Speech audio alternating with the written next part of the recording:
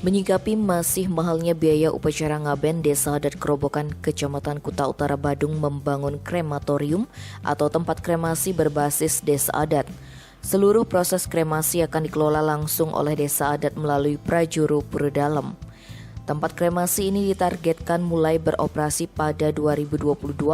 Saat ini masih dalam proses pembangunan menggunakan dana Desa Adat Kerobokan. Pendeta Adat Kerobokan, Anak Agung Putu Sutarjo mengatakan, pembangunan krematorium bertujuan meringankan beban masyarakat dalam melangsungkan upacara ngaben. Sebab belakangan ini upacara ngaben masih terkesan berat di masyarakat. Lokasi kremasi ini terletak di Setre Adat Kerobokan dengan luas sekitar 10 are.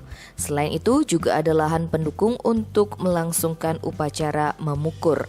Menurutnya tempat kremasi ini dikelola langsung oleh desa adat setempat, begitu juga tenaganya melibatkan orang lokal. Nanti dikelola oleh Prajuru Pura Dalem di bawah naungan Desa Adat Kerobokan.